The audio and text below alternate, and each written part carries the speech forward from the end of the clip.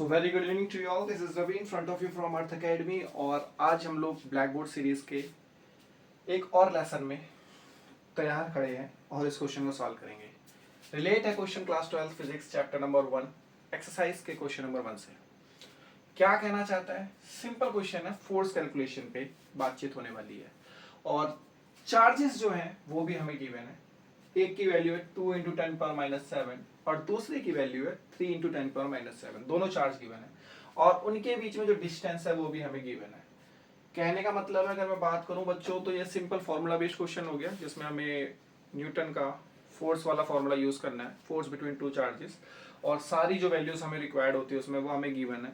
एक वैल्यू नहीं गिवन है तो हमें ऑलरेडी लर्न करनी होती है बिकॉज वो एक कॉन्स्टेंट है। तो चलिए शुरुआत करते हैं। सबसे पहले हमें चार्जेस गिवन है, हम उसे मेंशन कर लेते हैं। हमें सबसे पहले एक चार्ज जिसको हम Q1 से रिप्रेजेंट कर रहे हैं, 2 इंटू 10⁻⁷ कूलम गिवन है। सेकेंड चार्ज हमारा Q2 जिसकी वैल्यू 3 इंटू 10⁻⁷ कूलम है। और इनके बीच में डिस्टेंस जिसको हम लोग, आपको पता होगा, R से रिप्रेजेंट करते हैं। देखिए, नहीं याद है बताते हैं आपको। दो चार्जेस गिवन है, उनके बीच में डिस्टेंस गिवन है।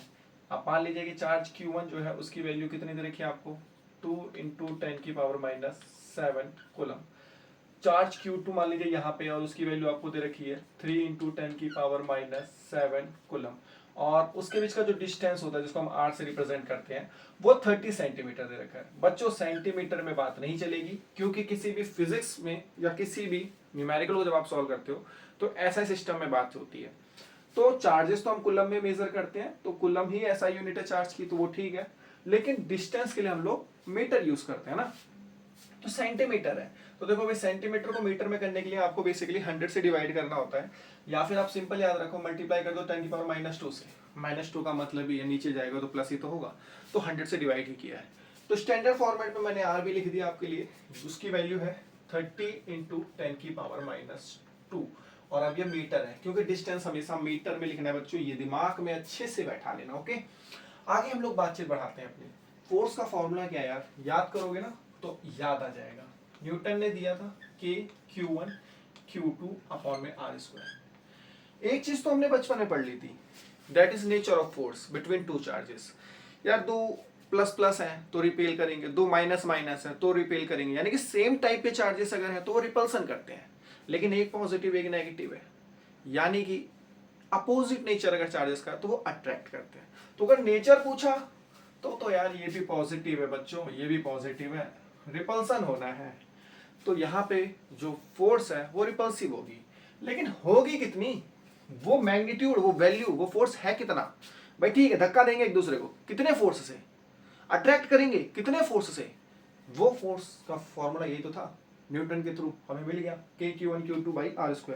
न्यूटन ने मेहनत कर ली भाई, फॉर्मूला देने की मेहनत उन्होंने कर ली है, हमें वैल्यू पुट करके कैलकुलेशन करनी है, यानी कि हम तो मौज में ही है, मेहनत तो आदमी करके जा चुका है। अच्छा, K की वैल्यू भाई कांस्टेंट 9 इंटू 10⁹। अच्छा, ऐसा यूनिट याद रखना, 1 मार्क क्वेश्चन ही आ जाता है यार, किस्मत अच्छी हो तो। न्यूटन मीटर स्क्वायर पर कूलम स्क्वायर, ठीक है। डायमेंशंस और यूनिट्स, ये तो जितनी टिप्स पे ना उतना बेटर है। हालांकि आप यूनिट से डायमेंशन निकाल सकते हो, इतना भी आपको पता है, ठीक है। लेकिन मेरा सेंस ये कहता है बेटा 3 आवर्स का पेपर है, ठीक।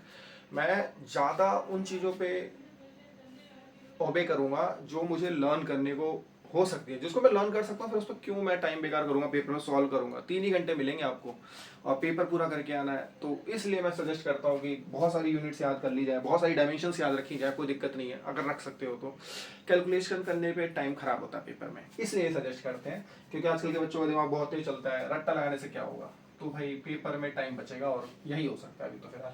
चलिए ठीक है, K की value 9 into 10⁹ Q1 simple 2 into 10⁻⁷, Q2 3 into 10⁻⁷। Distance पता है, यहां पे ना बच्चों फिजिक्स का काम खत्म।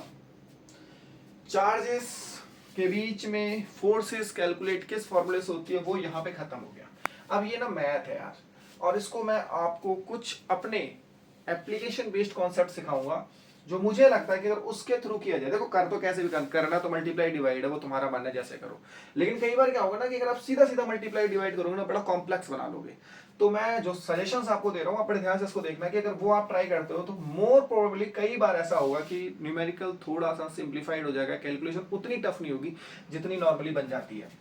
आर स्क्वायर में ना आप आर लिख के उसका स्क्वायर ना करें, बेसिकली जो डिस्टेंस है उसको 2 बार मेंशन कर दें। स्क्वायर का मतलब ये भाई उस नंबर को 2 बार मल्टीप्लाई करना है।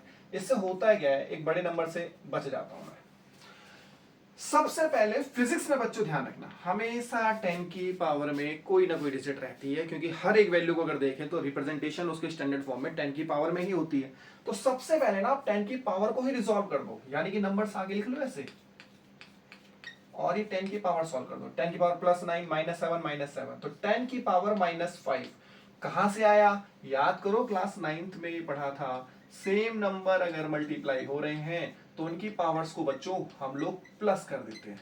तो इतना तो आपको पता ही है, +9 -7 -14 +9 दैट इज -5 बचेगा। नीचे इसी तरीके से आप ये 30 × 30 लिख लीजिए। इसकी बात करें 10 की पावर -2 ये हो गया 10 की पावर -4, और इसी के जैसा मिलता जुलता फॉर्मूला था कि अगर सेम नंबर डिवाइड हो रहे हैं तो पावर आपने सब्ट्रैक्ट करनी है, ये भी कर दीजिए। पहले 10 की पावर के साथ ही खेल करेंगे, बाकी नहीं, ठीक है। स्टेप बढ़ रहे हैं कोई बात नहीं, लेकिन वैल्यूज बड़ी बड़ी नहीं पाऊंगा मैं। ये देखो कितना आसानी से खत्म करेंगे इसको, 10 की पावर -1। अब 3 के टेबल में 30 10 बार में, 3 के टेबल में 9 3 बार में, 3 के टेबल में 30 10 बार में। बच्चों कई सारे बच्चे पता है क्या करते हैं, इस 2 से इस 5 को भी काटेंगे, गलत नहीं है, आंसर सेम ही आएगा भाई, कैलकुलेशन कर रहे हो। पहली चीज मैंने आपको सजेस्ट करी, आप 10 की पावर के साथ गेम खेल जाओ। दूसरी चीज मैं आपको सजेस्ट कर रहा हूं, डिनोमिनेटर में अगर 10 10 10 की फॉर्मेशन बन रही मत छेड़ो। 10 से डिवाइड करने से ज्यादा साल कुछ है ही नहीं। अब 5 बना लोगे फिर एक अपने आप को स्टेप में आगे लेके जाओगे। डिवीजन का सोचने वाला काम, देखो ये स्टेप जो बढ़ रहे हैं तो जबरदस्ती बढ़ा रहा हूं मैं, लेकिन अगर कैलकुलेशन वाला स्टेप बढ़ गया जहां पे मुझे मल्टीप्लाई डिवाइड करना पड़ रहा है तो फिर वो एक मेहनत का काम है। अब इससे क्या फर्क पड़ेगा, देखो 3 2 6 ऊपर लिख लिया, 10 × 10 10 का स्क्वायर इंटू में 10 की पावर -1, भाई ये फिर से ऊपर जाएगा। तो ले दे के जो फोर्स कैलकुलेशन आ रही है 6 है, इंटू 10 की पावर -2 ऊपर, क्योंकि प्लस नीचे है तो ऊपर माइनस, और -1 पहले से था तो 10 की पावर -3। क्योंकि बच्चों हमने कैलकुलेशन फोर्स की करी है तो न्यूटन, यूनिट क्या हो गई न्यूटन।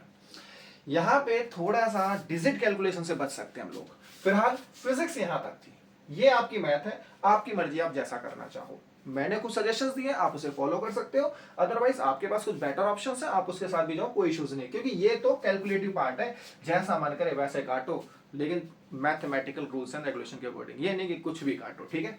सो आई होप ये समझ में आया होगा। इस सीरीज के अंदर ऐसे ही हर क्वेश्चन को सॉल्व करूंगा।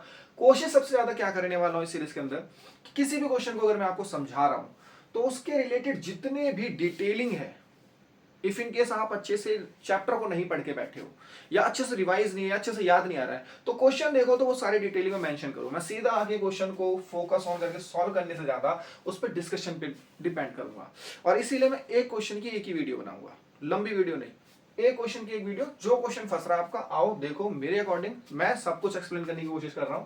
तो ये आपके पास क्वेश्चन नंबर 1 था, और अगर इसमें नेचर पूछा होता बच्चों, तो क्योंकि सेम चार्जेस हैं, दोनों पॉजिटिव है, तो यहां पे नेचर के अकॉर्डिंग रिपल्सन आता। मैग्नीट्यूड के लिए आप फोर्स का फॉर्मूला यूज करोगे, जिसमें कि आपको वैल्यूज कैलकुलेट करनी पड़ी है, और ये करीब 6 × 10⁻³ न्यूटन एक वैल्यू हमारे पास अचीव हुई है। इतने न्यूटन का फोर्स इन दोनों चार्जेस पे लग रहा होगा। अच्छा, इसका मतलब क्या है, इसका मतलब यह कि इतने फोर्स से Q1 Q2 को धक्का दे रहा है, और सेम उतने ही फोर्स से Q2 Q1 को, क्योंकि बेटा इलेक्ट्रोस्टैटिक फोर्स ना कॉमन फोर्स होती है। कॉमन फोर्स का मतलब है जितने फोर्स से Q1 Q2 को धक्का देगा, या जितना फोर्स Q1 Q2 पे लगा रहा है उतना ही फोर्स Q2 Q1 पे लगाएगा। अट्रैक्शन रिपल्सन वो तो डिपेंड करता है चार्ज कैसे। आई होप यहाँ पे इस वीडियो को क्लोज करते हैं, सो नोट कर लो आराम से। That's all for today, thank you.